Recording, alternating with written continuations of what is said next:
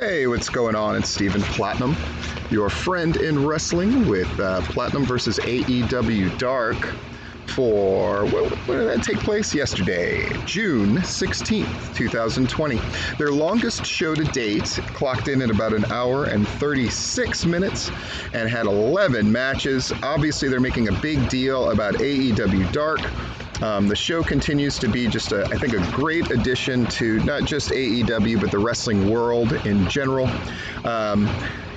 I did get some feedback, which I liked a lot, which is they had no problem with the thumbnail, which features the AEW Dark sort of splash page with my thing in it. But they're like, oh, while we're listening to you on YouTube, could you have a different picture?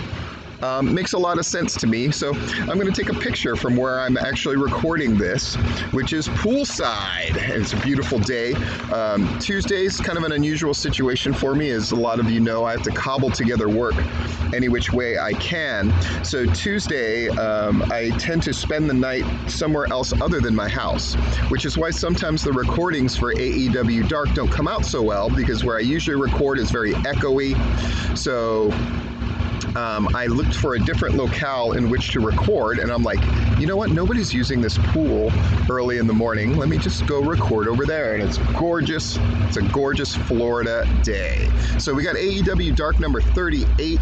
We got a number of interesting things to talk about. Sort of first-time AEW people. David Ali, who's a guy I think a lot of, who wrestles in the Georgia area. He was Georgia Wrestling History's 2019 Most Improved, and Griff Garrison, who's another guy I think a lot of. And I'm going to have a lot to say in particular about the Georgia and Florida people that I know who are trying to make their way into AEW and doing a great job of working with the already established talent at AEW. Somebody wrote in and asked me, I know I'm doing a lot of stuff here at the front end, but so it goes. People ask me, or at least one person asked me, why I would cover AEW Dark and not, say, SmackDown. I do have a life on the outside, and I cover Raw because it is the flagship show of the WWE, but I don't particularly enjoy it, as anybody who's listened to Platinum versus Raw has noted. I'm rooting for AEW. I don't make apologies for that. I root for wrestling in general, and I think AEW has the most wiggle room right now, and they're doing the more interesting things, at least to me. So I wanted to highlight it, and AEW Dark to me is the epitome of something that I am interested in. A lot of people that I know or I'm familiar with, because I cover a lot of wrestling in the Florida area, but mostly Georgia, are getting on the show, and I think that's a great thing, and especially in this age where wrestling has been brought to more or less a standstill along with a lot of other sports and entertainment forms. I really want to do my best to sort of establish a record, since I do post things on Georgia wrestling history. I think it's important to note these things as they happen. And I certainly appreciate you listening. Okay, we've got 11 matches to go through. Some of these things I'm going to go through really quickly, and I'm going to make very pointed comments, because I figure that's of much more use than me recapping the matches. I mean, if you want to do that, for goodness sakes, just go watch the show. I'm here to sort of put my observations in and kind of note a couple of things, and how sometimes things cross over to Dynamite, that kind of thing. We've got Excalibur and Taz. Let me say this right off the beginning, because Taz sort of notes that people have been critiquing his commentary. Whoever's critiquing Taz's commentary, go fuck yourself. I think the two commentators who are doing the best job right now are Taz for AEW and Samoa Joe for the WWE. I think both of them are similar in the sense that they have very insightful things to say. They have a little bit of fun with it, and they keep it moving. So Taz, if somehow, some way, keep coming up with funky ass shit like every single day. Taz, if you're listening to this, I personally, Stephen Platinum, think you are a phenomenal commentator. I think you're fun. I think you're perfect for a show like AEW Dark, and the times that you get in on Dynamite as well. I just think Taz does a really spectacular job Excalibur is perfectly fine. And yeah, and I'm a great commentator as well. Side note, but I think Samoa Joe does a fantastic job as well. Certainly the times I can count on my hand where Samoa Joe drove me nuts with something he said, it's less than the fingers on one hand. And Taz, I think what's great about Taz is he's somebody who has improved constantly over the years. I don't think he gets credit for that, but he should. It's great when I see, of course it's important to see wrestlers improve, managers and valets improve, but we don't talk about, I want to see writers and bookers improve. I want to see production levels improve. Like AEW, something that fascinates me is I'm getting to watch a work in progress continually improve. I think Dynamite gets to be a sharper and sharper show every week, for example, and AEW Dark has now become its own thing for sure. But Excalibur and Taz introduce us, and we go right into our first match. Capital Vices of Sin and Money, teaming with John Cruz. John Cruz, who they use quite a bit, and I wouldn't be surprised if they signed John Cruz up. I heard that they signed Lee Johnson up, and I think that's a great move. We got Capital Vices, Sin and Money with John Cruz against, and I'm like, why are they putting together this awkward six-person team? It's because they're going against the Jurassic Express. Makes perfect sense. John Cruz does the best he can to try to help Capital Vices out, who I call Spaghetti and Meatball. Money's the skinny one, Sin's the fat one. A great outing for the Jurassic Express. Marco screaming when he was doing the spots at the end actually made me laugh, and I thought that's a good look for Marco, and he should continue to do that. Really good exhibition for the Jurassic Express. John Cruz, consummate pro, takes the more complicated stuff. Sin and Money don't look great, but perhaps they'll use them again against a tag team, and we'll see what they really got to offer then. Cool. Number 2 match. We got an angle that they have made me interested in, which is Brandon Cutler and Frank Avalon with Leva Bates, who, of course, I've extolled the virtues of Leva Bates many times. She didn't have a lot to do here. Against SCU, the incarnation, at least, of Daniels and Kazarian, who are very familiar with each other. We've got Scorpio Sky of SCU wrestling in our de facto main event of AEW Dark. So this hunt for the first victory of Cutler and Avalon, which the commentators are all over and talking about that story, and highlighting differences between Avalon and Cutler, which I really liked. And who did that? Taz, of course. The SCU win this match, which goes back and forth, and they put a little bit in doubt, but it really was never that much in doubt, was it? No. Kazarian and Daniels, of course, solid as rocks, just really good match.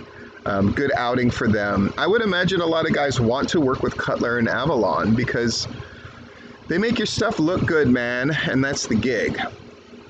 And they beat them with the Celebrity Rehab, which is a cool little move.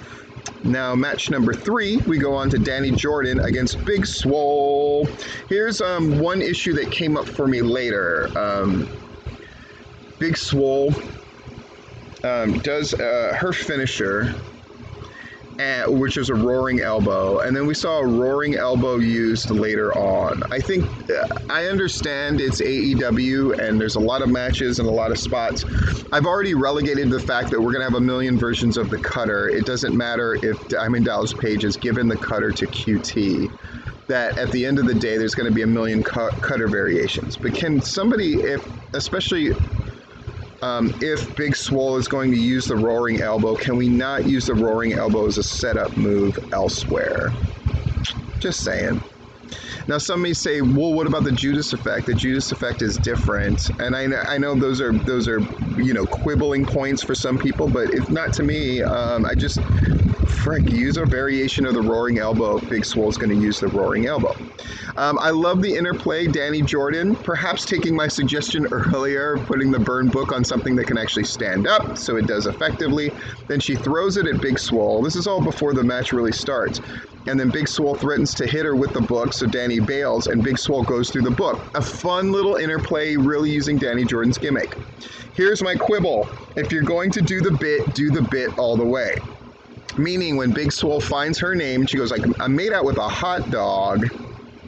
I did not hear Big Swole say the follow-up line, which is the joke, which is the button to the joke, which is, that was just one time. Sorry, I'm a big Mean Girls fan. I have 2 kids myself, and we all love Mean Girls.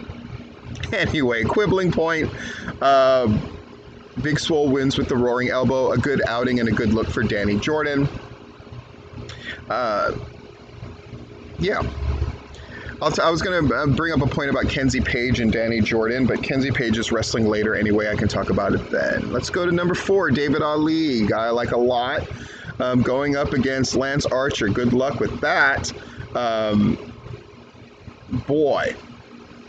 Lance Archer comes out and he's beating on Dylan, the de facto booker and person who does production stuff to a high level for AEW. Dylan comes out and getting beat down, and Dylan was obviously not ready to do this spot because he had shorts. Taz even made a crack joke about the crack of his ass, and Dylan certainly took a serviceable bump and made Lance Archer look good. Here's my problem with the Lance Archer beats up a random person thing before matches. Not enough is made of it. Like, if he's beating up somebody who is not a wrestler, there should be a problem with that, or it should be a bigger deal. Or don't do it. This is when I think you need an adult in the room to kind of make booking decisions. Would I do it? Yes, but I would definitely have Lance Archer admonished for, I don't know. David Ali does a great job. I think, obviously his video looked like really great, and he looks great and did exactly what he was supposed to do. I thought the facial expressions and putting over Lance Archer was phenomenal. I would say David Ali did the best job of just about everybody on the show, except there's one other person that I thought did an even better job, which is saying something because David Ali just rocked it. I thought he looked really good. Made the Lance Archer's offense look amazing. And then Lance Archer beats on him afterwards, pulls him up after the blackout move, which was my favorite move that David Ali took. He just took it so well. Facial expressions when he was up in the air looked really good. But then Lance Archer picks him up on the 2, puts the claw on him, pins him, and then beats him down afterwards. And then Lance Archer comes out later on, which I thought was really interesting. And it's one of those things that they're doing in Dark and Dynamite, but in Dark that I think is really cool, which is they set up things for later and sort of plant seeds for things that could happen later. Number 5, Musa and Sean Dean. Sean Dean's another guy that I really like. Going up against the team that has formed recently in AEW through a vignette where Sonny Kiss saved Joey Janela from a drunken binge. So we had a vignette about that on the last Dynamite. I thought they were going to show it here, but they did not. Not a big deal, but I think I would have shown it. I mean, you're already at an hour and 36 minutes. Gosh, be it an hour and 38. And show the vignette that they did a good job putting together. Sonny Kiss and Joey Janela did a lot of double teaming stuff in the beginning of the match, which I thought was very effective and looked really good. And they did a lot of it to Sean Dean. Sean Dean was really the workhorse here. The stereo missile dropkick thing, though really shaky. I think if Sonny Kiss and Joey Janela can get that down pat as a regular thing, I thought it looked really good. What can I say about Sonny Kiss that I have not said before? The the cartwheel handspring slap thing I think is really good. I'm glad Sonny Kiss used it here again. The handspring axe kick thing that he did to Musa in the corner looked amazing. Joey Janela is definitely workhorse guy, but Sonny Kiss is a future star. I'm not sure at what level, but Sonny Kiss, I'm just super impressed. This is the match where Lance Archer came out and had to be held back by Jake, and I like that little tease. I would love to know how that will find fruition, perhaps in the future. Really good stuff, just small stuff. And again, Lance Archer had just wrestled, so it was like he was so out of control that he wanted to come out and fight some more. The finish of the top rope split leg splash thing that Sonny Kiss did, unbelievable. Just looked phenomenal. Sonny Kiss, great stuff. I will be interested if this team with Joey Janela is going to help layer both Sonny Kiss and Joey Janela. If so, I think that's a really great thing. And AEW went from having a tag division where it was like 2 teams and then a bunch of other ones to a really solid tag team division at all levels. Number 6 match. Red Velvet, who looked great. I thought she just her sheer look was phenomenal. And what little she was given to do, she did crisply and cleanly. And Kenzie Page, who has a very similar look to Danny Jordan. The two of them taking on Allie and Brandy Rhodes. And I have to admit I was a little nervous because I'd seen Brandy Rhodes look not so good, but she's gotten a ton of confidence since a few years ago. She comes out with Dustin, and they're having fun. And then Allie comes out with QT, and they're doing their thing. Allie, of course, looks like new money. I don't think anybody would deny that. The two of them, great little interplays. Brandy Rhodes shaking hands with Red Velvet and Kenzie Page. Allie immediately going and clocking one of them with a forearm. And then, let me say, Kenzie Page, great looking forearm shots. Really, really good. I thought the deal where Allie blind tags Brandy hits a finisher, but then Allie hits a spear, and then Allie just comes in and gets the pin with her foot on the thing was a really good look. I like that they're keeping Allie heel in ways that aren't so overt that Brandy can be furious with them, but clearly there's something is going to go down. They promote the fact that Omega and Paige are going to defend the tag titles on Dynamite, which will be tonight, against the Natural Nightmares of QT and Dustin. So a little intrigue, a little splash, a little color, a little spice on QT. I think Allie, I think this role works much better for Allie than being with Butcher and Blade. Though I hope to see Butcher and Blade around a lot more. I really like them as a tag team. But Allie with them just seems superfluous, whereas here she's actually doing something. And then Butcher and Blade are able to just be the tag team that they need to be, which is rough and tumble. They had a really good looking match against FTR, and I hope to see them more as well.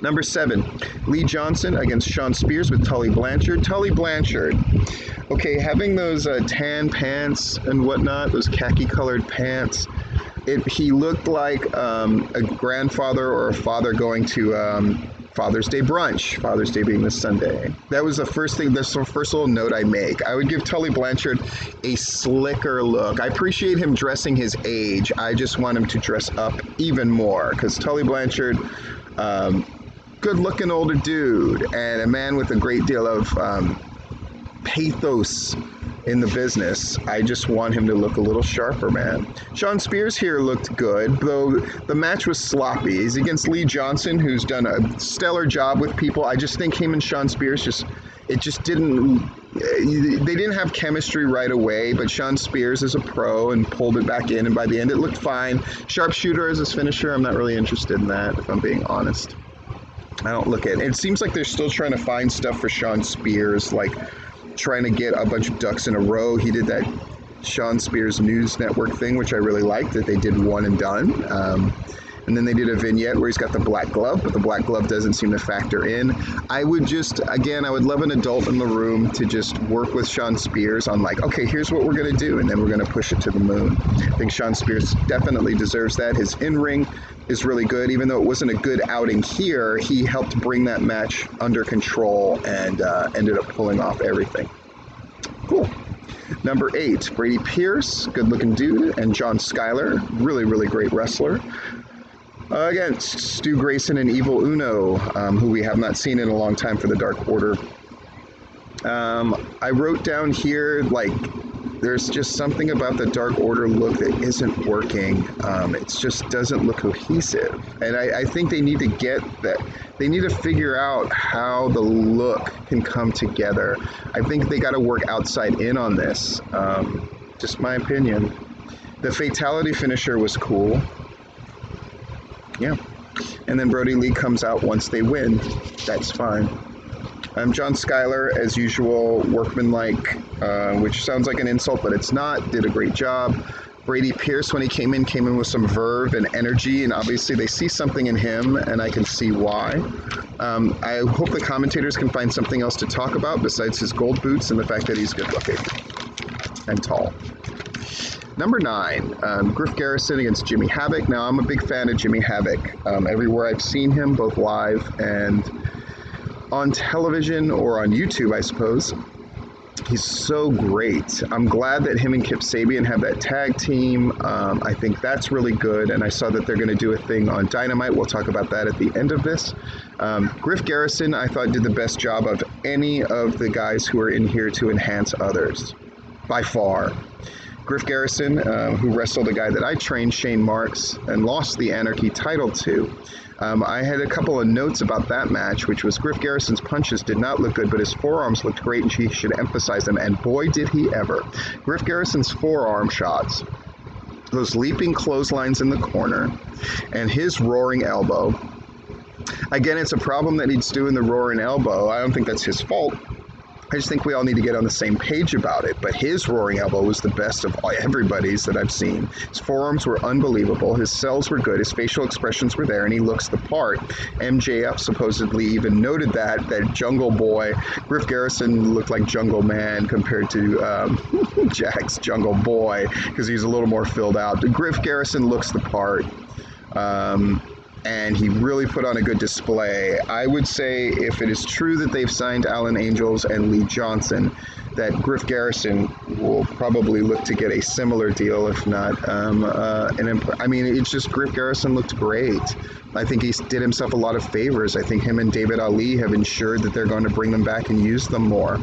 So that makes me really happy. I was really impressed with Griff Garrison. And, I've seen Griff Garrison wrestle main event style matches on the indies, but I thought this exhibition, he just looked like a guy who was completely ready for this. And I haven't said that about many people. So really great showing for Griff Garrison. And he's wrestling the right guy. Jimmy Havoc was very giving and at the same time very solid in what he was doing. So that was my favorite match of this was Griff Garrison against Jimmy Havoc. Fantastic. Number 10 match, we got Skylar Moore against Penelope Ford with Kip Sabian. And here's something I like about Ford and Sabian. They really are equal partners. They come out for each other's matches, and there's never this thing of like Ford is just window dressing for Sabian. I never get that feeling. And they're making a big deal about her. They let her get the pin on the AEW Women's Champion in tag match. So they've emphasized that fact. I would have liked the commentators to emphasize that even more, because that's a big deal, right? That Penelope Ford is positioning herself. They said she was number 5 in the women's division. I would imagine she's gone up since then if she got a pin on the champion in tag match. She gets a good-looking fisherman suplex for the win, and I like how Taz analyzed this thing to death, how she like belly button to the sky and look at her. Taz really made a big deal about this move. By the way, Taz did this thing where he analyzed Kenny Omega's 2 finishing moves weeks ago, and then they never did it again. One thing I gotta say, AEW, if you do something and it works, let's try things out for a little while, please. But Penelope Ford looked great. Skylar Moore looked fine. I just don't imagine she's someone they're going to sign anytime soon. But for Skylar Moore, it was good to get out there, national television or YouTube, and do her thing. But Penelope Ford is looking more and more the part of a star. I think they already look physically, like just the visual. Penelope Ford and Kip Sabian look like stars. And they look like stars together, and they obviously have a good chemistry there. But Penelope Ford is not looking like window dressing more and more and more, but something much, much more, which is great. And then 11, we have our main event. They're very high on Robert Anthony as a developmental guy, and so they have him here in a very competitive match with Scorpio Sky. And it was really competitive, and it was really good. And Robert Anthony, I just don't get a charisma vibe off of him, so I want him to have something to bring and show. That's what would be my note to Robert Anthony. And then my note to Scorpio Sky is a TKO is a terrible fucking finisher. Come up with something amazing. Or I'll give him something amazing. He deserves something amazing than a TKO in this day and age in AEW. And that's our show. They do a good job promoting Dynamite, of course. We've got a number of big matches. Billy against MJF, which again spawned from just the two of them talking smack to each other's face, which I love. Kenny Omega and Hangman Adam Page defend their tag titles against the Natural Nightmares. We'll see what unfolds there. Cody is going to defend that TNT title. And I thought that's where they were going to end it, the promotion, but no, we get 2 more matches. Les Sex Gods going up against Best Friends, who are the number 1 contenders to the tag title, and apparently that number 1 tag title designation is up for grabs.